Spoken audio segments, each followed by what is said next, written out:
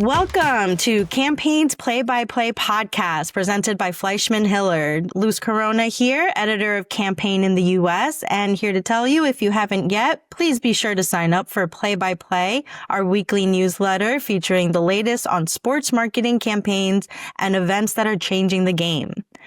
Every few years, the world stops to watch the biggest games, the Super Bowl, the World Cup, the Olympics, where winning isn't just about what happens on the field, but what unfolds in the hearts and minds of global audiences.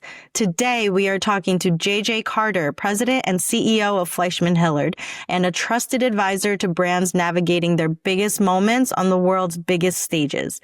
We'll explore how placing communications at the core of your sports strategy can do more than boost reach and impressions. It can unite stakeholders, safeguard your reputation, and turn sponsorships into true business impact. And with that, JJ, welcome to Play by Play. Thank you. It's lovely to be here, Luz. Lovely to have you. I'm really excited because you have some big news coming out of this week. We have a lot to talk about today. Obviously, sports is a big topic, but let's start off with why this week is a big one for FleishmanHillard. Now, I'm just going to say it and you can tell me more about it. The Bay Area Host Committee has named FleishmanHillard as its official strategic communications consultancy for 2026. This is major. Can you tell us a little bit about this partnership? Sure. Well, the Bay Area is going to be home to the Super Bowl next year, and will also be home to 6 FIFA World Cup matches in the summer. And we are very proud to be selected as the communications partner for the Bay Area Host Committee to help really bring all of the excitement and the momentum that the Bay Area Host Committee has started to assemble in both the civic and the business community to life for a moment when the entire world is going to be focused on our home here in the Bay Area. And this is a kind of a first, right? There was no RFP process. This was strictly like through relationships that existed there. Can you tell us a little bit about that? Yeah, sure. The Bay Area has been home to global sporting events for many, many years. Of course, Super Bowl 50 was here. The woman who leads Bay Area Host Committee is a brilliant CEO named Zaleen John Mohammed. Zaleen and I worked together many years ago on the Visa business, where we both were part of their award-winning global sponsorship team. And she has really stepped up the Bay Area Host Committee's game in terms of building an infrastructure to host these events year over year. We had the NBA All-Star Game last year. And of course, we're looking forward to a blockbuster year in 2026. We have been helping in the background in a light touch capacity as the Bay Area was building a strategic narrative for all that this community means to global events and all of the capacity for putting on world-class events here based on the stadiums that already exist and the amount of community and sponsorship support. So it was a natural fit as we transition from planning years to active event years to bring us on in a much more significant capacity. So we will serve as the communications engine for the Bay Area Host Committee over the course of 2026. Colleagues from my organization, notably Mitch Gurman, will serve as the primary communications lead for Bay Area Host Committee for both the Super Bowl and the FIFA World Cup. And I've joined a really impressive advisory board of Bay Area legends, athletes, and business leaders to come together to make sure that this is truly a world-class showcase of a city and a region that we're all very, very proud of. Yeah, it's crazy to think that such a global event is getting so close to home. One note I do have to say before we fully move on from this is Zaleen has actually been on my radar for a while. I remember writing a feature on her a couple of years ago and just remember thinking LA 28, man, that's light years away. And here we are. So I guess for you guys, it must feel the same way, like kind of hit the ground running, I would assume. Well, there's been a lot of work that's been done already. And, Z and I grew up together in many ways in our respective roles. So the fact that we're able to come back together and forge this kind of partnership is obviously important for our business. And I think we bring a lot of skill and scale to the Bay Area Host Committee. But it's also at a personal level. It's special to be able to work with your friends. Yeah, for sure. And nothing better over sports too. So JJ, you touching on what you said earlier, I mean, we're heading into this 3-year stretch, right? We'll have the Super Bowl, World Cup, Olympic and Paralympic Games, all in North America. Why is this such a defining moment for brands? Well, it's certainly a cycle that there is a Super Bowl every year, and there is a World Cup every 4 years, and there's an Olympic Games on and off year, winter and summer every 2 years. But to have this much concentrated energy and momentum all happening in 2026 is really exciting. These are the most watched events, the most discussed sporting spectacles in the world, and brands have a huge opportunity to leverage all of that fan affinity, the cultural relevance and spectacle that they create. The media attention, of course, is a big part of it, but it's an opportunity to accelerate business demand, to showcase innovations and technology through partnerships with these properties, and ultimately to connect with millions of customers around the world. And it takes a really thoughtful multi-year approach to get it right. I have had the great pleasure of working 9 Olympic Games in my career. The first, I'll date myself here, was Atlanta in 1996. And the most recent, of course, was Paris last year. I've worked a number of Super Bowls on behalf of partners and sponsors, and have worked and activated a number of FIFA World Cups. And I have had the opportunity to see how some of the world's leading companies really use that as an opportunity to connect not only the core of their business from a sales and growth perspective, but also to attach their brand in a unique and differentiated way. And that's not only the story that they tell externally, but also how they bring their partners and their employees into the experience is also a really often overlooked part of the benefits of being a global sponsor. Yeah. So, touching on that experience, working with some of these big brands like Visa, Budweiser, BMW, Alibaba, what are some of the biggest shifts that you've seen in the role that communications plays around global sporting events? You've been in it for a while. What are some of those key shifts you've seen? Well, when I look back at the Olympic Games in the 90s and the early 2000s, it was not unusual that a creative marketing agency would build an advertising platform to help fill media units on a host broadcast or in a worldwide broadcast distribution. And that would have been or may have been the central value proposition for the brand in terms of their association with the property. But if you look at how the most sophisticated companies are activating today, they're integrating into the overall operations of the event. They're using an Olympics or a Super Bowl or a FIFA World Cup as an opportunity to showcase their technology and their products at scale. And it becomes really the most powerful case study in many cases that you can create, because you have a moment in time where the stakes are at their absolute highest. The opportunity for missteps are high. And if you can execute in that environment, then you've got the ability to tell your partners, your business partners, and your customers that you can operate in an everyday capacity with the same level of fluidity and success. So it is a very high stakes game. I would say from a communications standpoint, over the last 20 years, we've moved from kind of a defensive posture where in many cases, communications would be stress testing, positioning statements. They would be preparing for issues, management experiences. You would be scenarioing out what could go wrong. And that certainly is still a big part of what we do. But today we're integrated alongside the paid media agency partner, the brand team inside the client, the creative agency network, and the development of the creative platform.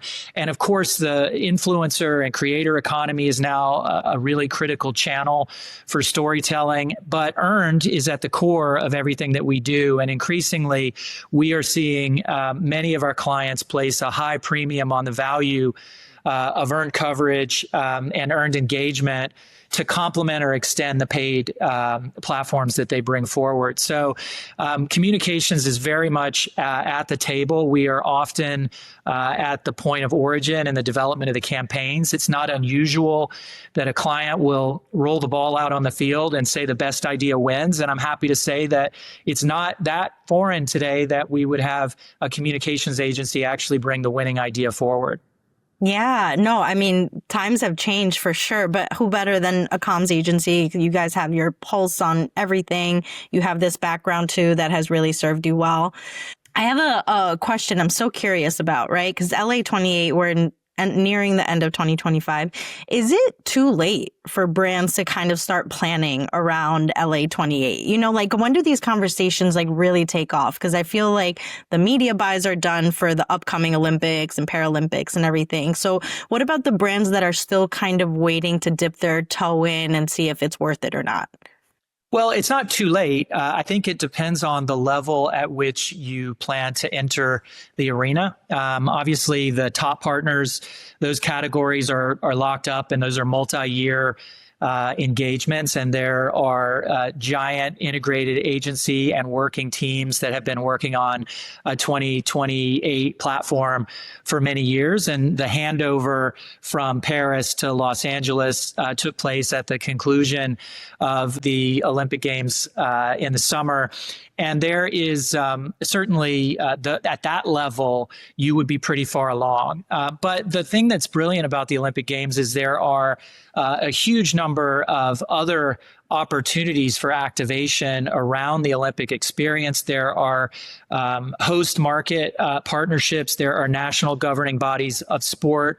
There are National Olympic Committee level engagements. And then, of course, depending on what category you're in, there's an unlimited number of athlete and team assets that you can connect your story to. And there are going to be plenty of beats along the calendar in the run up to 2028. Obviously, there is an Olympic Games coming up in 2026 as well. And the U.S. Olympic and Paralympic Committee, in fact, just had their Team USA Media Summit last week in New York City, which is sort of the official unveiling of the team from a U.S. perspective, and really is the starter's pistol, so to speak, for the Winter Games that are coming next year. It's crazy to think that it's already here. You know, on that note, so brands, you know, hearing that advice, you know, and still pondering, what is your advice to brands entering the conversation, right? Because I read something really interesting earlier this week, and we talked about it on Play by Play today in our latest edition, but about brands partnering together to borrow each other's equity, you know, and borrow each other's relevance rather than driving it. So what is your advice to partners, clients on how to really authentically enter these conversations and not seem like they're kind of just jumping on? Yeah, that's such a great question. And I would say the point of authenticity that you mentioned is really key to everything in the benefits overall. You really don't want to simply jump in and jump out of a partnership. And that's not unique to sports or to the Olympics. But I do think it's really critical that you find a really relevant connection to the playing field that you're entering.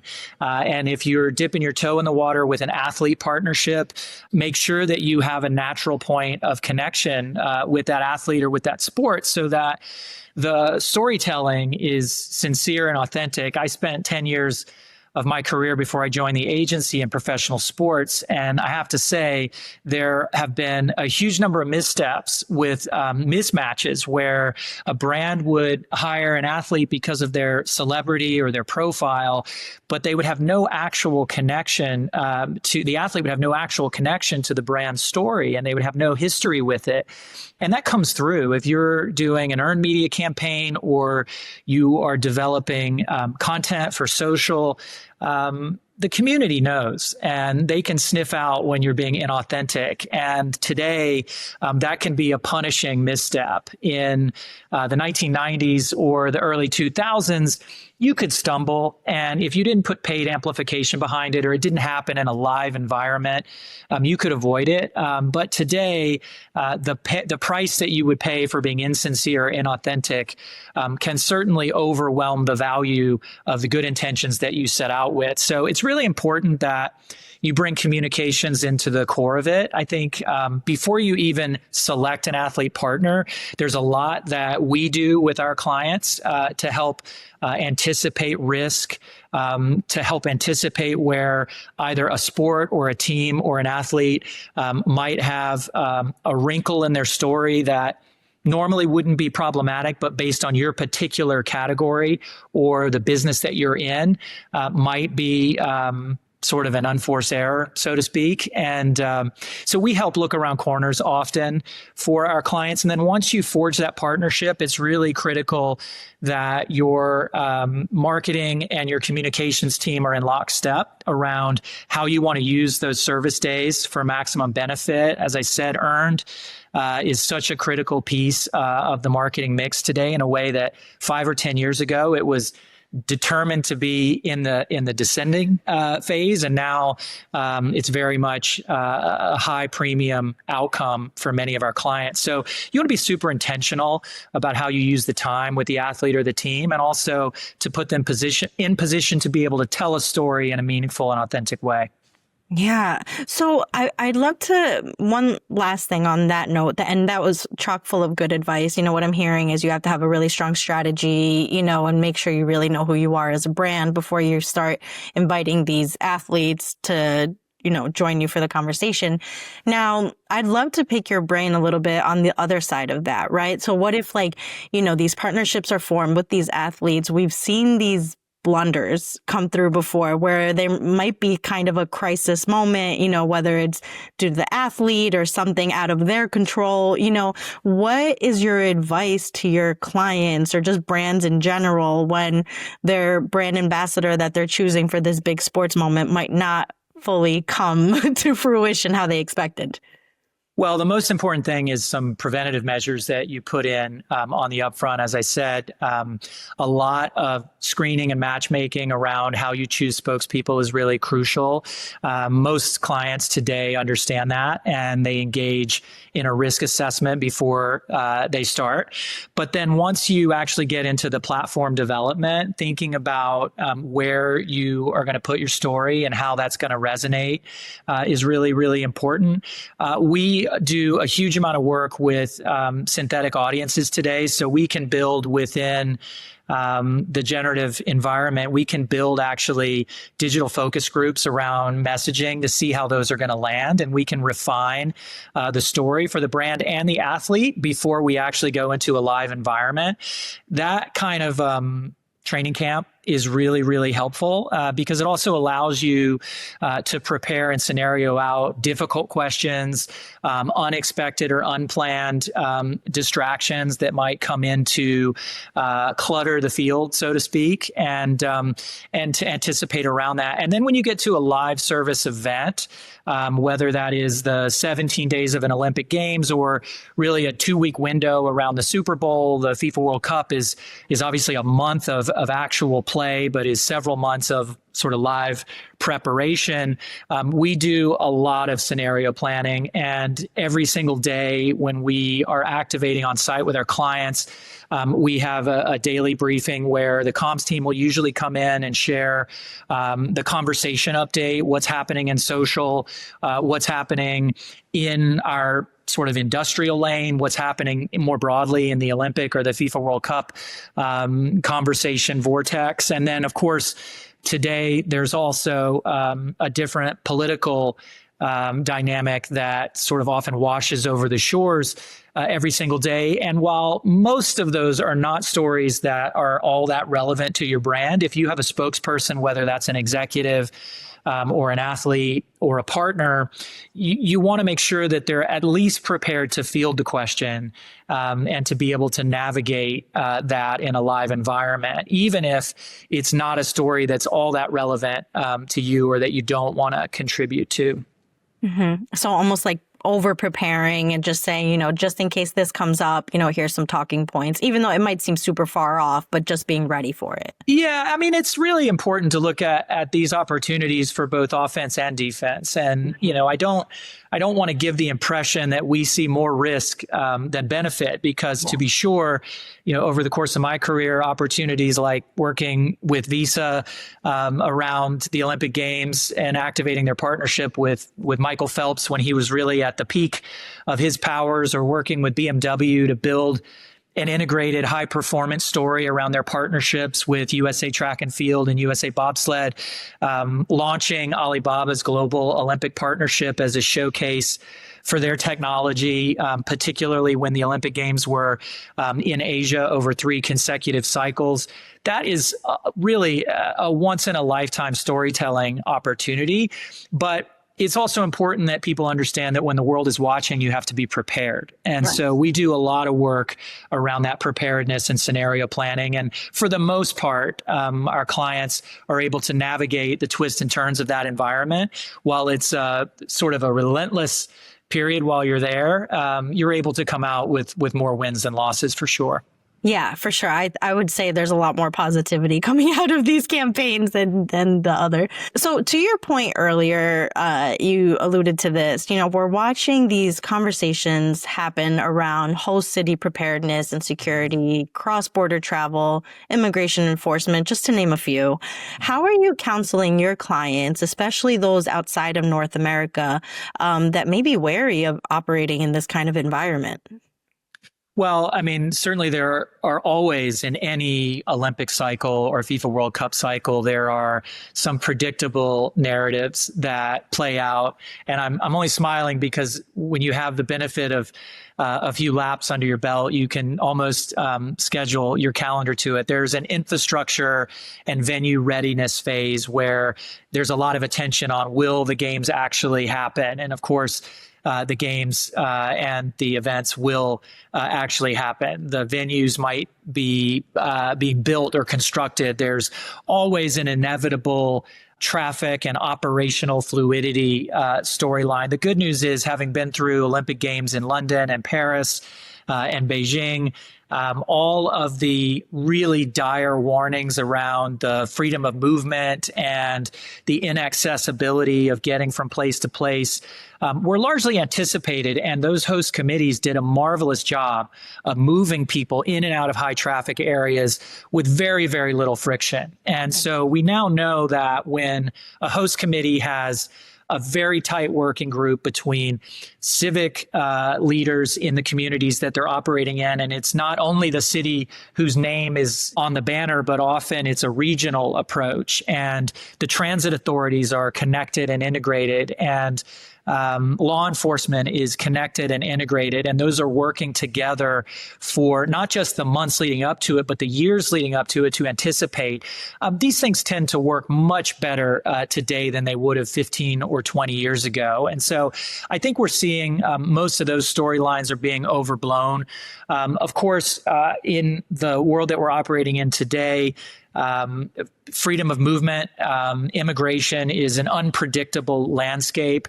The good news for the events that are happening in the United States in 2026 is that it's very clear that the White House is very involved and seemingly very committed to making sure that these events are very successful. And we have seen some accommodations within broad sweeping orders that take that into account. It doesn't mean that a FIFA World Cup where people have to go in and out of countries during the event to get to different games isn't going to be challenging, but that's also something that is manageable and predictable.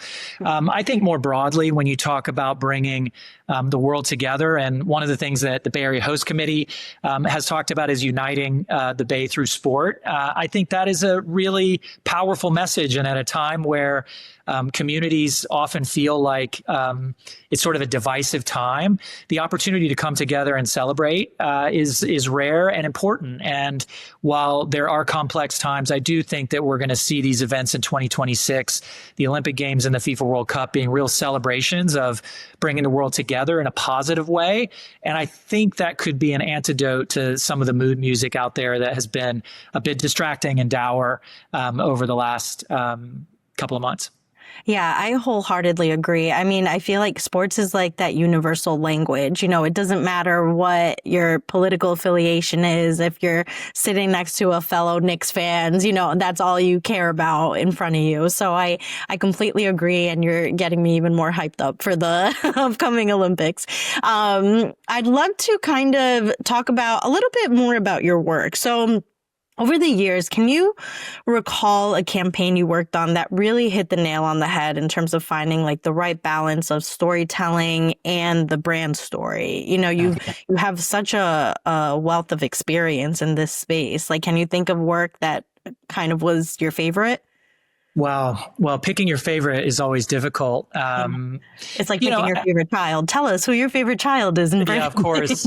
Yeah, of course. Well, I mean, it is not coincidental that I have a Visa Olympic poster on my wall behind me. I spent more than a decade working on that business and was embedded inside their marketing organization for a number of years. And, the work that they have always done around the Olympic Games has been really agenda setting. They have always had a unique ability to predict which athletes were going to break through. And in many ways, it was the marketing that they put behind those athletes that also helped validate and cement their status as ones to watch. As I mentioned earlier, the work that we did with Michael Phelps in 2008 and 2012 in Beijing and London was incredibly memorable.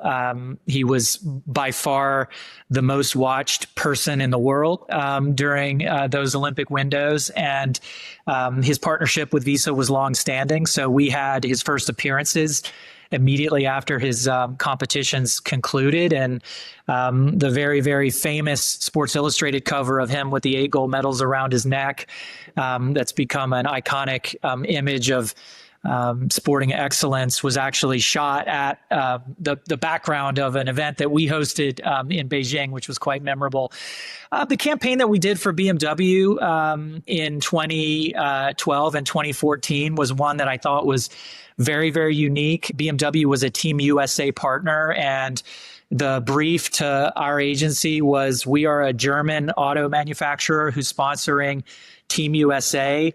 How do we make a real and authentic connection? And we looked deep at their overall brand position around engineering performance and said, well, what if you could take what makes BMW special as a engineering company and apply it to sport performance? And over the course of several Olympic Games, they devoted engineering and design time and human capital to help Team USA athletes prepare for greatness. And it culminated in 2014 with BMW designing Team USA's bobsled. And they actually built the bobsled that was used in competition in 2014. And Team USA was able to end a multiple decade medal drought and win multiple medals at the Sochi Games in 2014, riding in a BMW designed sled. So that's really that sort of nexus of a brand's reason for being and applying it in the grandest stage possible.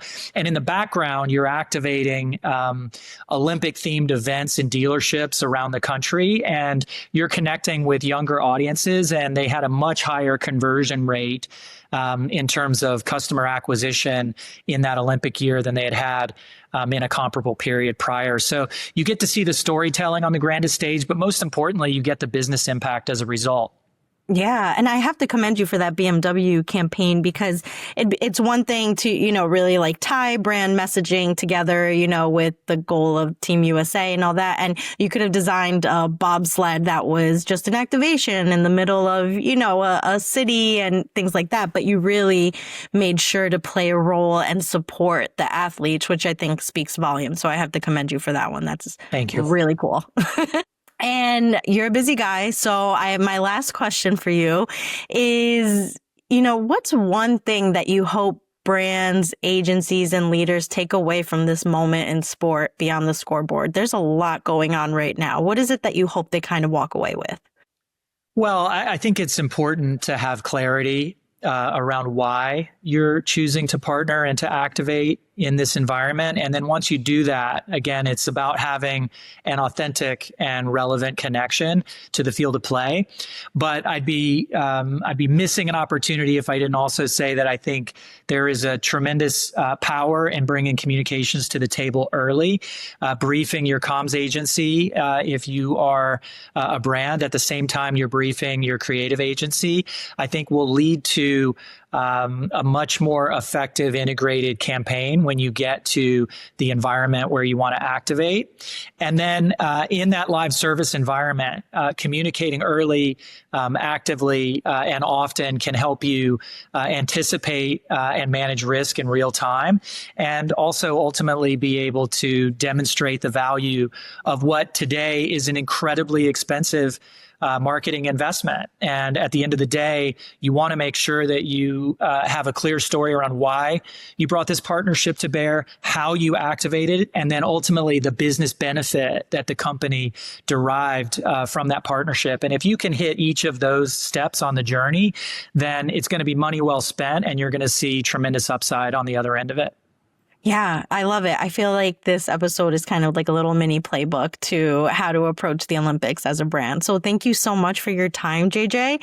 And a quick reminder to our listeners, if you haven't yet, be sure to sign up for Play by Play, our weekly newsletter featuring the latest on sports marketing campaigns and events that are changing the game, where we feature brand campaigns like now with FleishmanHillard and just all these key players in the sports space. So thank you so much again, JJ, for joining us.